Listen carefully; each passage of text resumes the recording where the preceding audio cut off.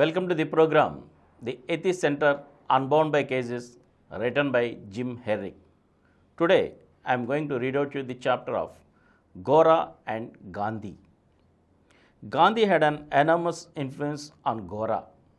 Gora had a strongly individual mind and was not easily swayed from his beliefs by others, but he admired Gandhi so greatly that he felt his dialogue with him was of prime importance.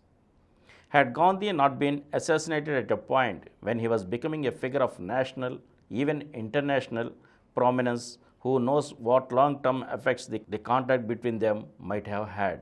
Gora thought Gandhi was moving towards atheism in the last years of his life, but perhaps he was affected by his optimistic nature. Gora had admired Gandhi for his anti-colonial campaign, for the Quit India movement, for the campaign against the British tax on salt. Gora did not hero worship others, taking their personalities and ideas seriously but not adoringly.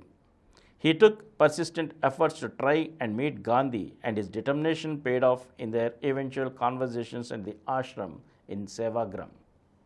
Gandhi was brought up in a traditional Hindu family. He was deeply influenced by the religion of his family and childhood. As a young man studying in London, he attended Bradlaugh's funeral.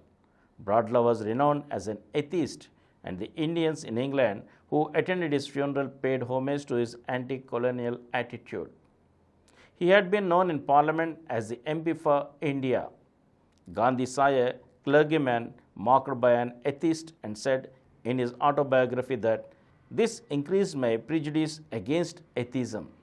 So, when he met Gora 50 years later, there was a long bridge to cross. Gora's eagerness to meet Gandhi pushed him into writing to him in 1930.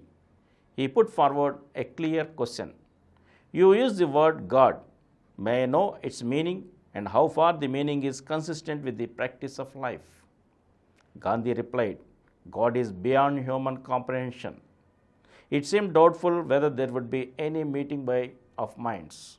In 1941, when Gora was experienced at debating matters of belief, he wrote to Gandhi emphasizing that atheism led to the cosmopolitan environment in which untouchables could dine with higher levels. He wrote that it helped that the atheistic approach ignored sectarian labels like Hindus, Muslims, and Christians. However, Gandhi was not responsive and replied from his ashram at Sevagram. Atheism is a denial of self. No one has succeeded in its propagation. Such success as you have attained is due to your sincere work among the people around you. I am sorry, I cannot invite you to come here. I have no time to spare for talks, he replied. During the next few years, both Gora and Gandhi had been in prison for their part in the Quit India movement. A young man, D. Ramaswamy, who had worked with Gora but also spent time at Gandhi's ashram, had a conversation with Gandhi about social reform and atheism. Gandhi had apparently told him that unless you have a living faith in God to sustain, when failure stares you in the face, there is disappointment for you. He asked Gandhi, what is the relationship between God and man, between truth and God? Gandhi replied, I used to say, God is truth. That did not completely satisfy me. So I said, truth is God. This crucial issue of God and truth was to preoccupy Gandhi and Gora when they met. Ramaswamy was urged to stay at the ashram and find God through labor for his fellows.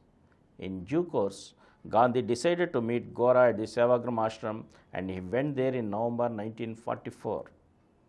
Gandhi was pressed with business and had to fit in his conversations with Gora into the time available. The first exchange began with Gandhi, who greeted him with the good humor, what shall I talk to a godless man? They embarked on a discussion of godlessness. Gora said, godlessness is negative, atheism is positive.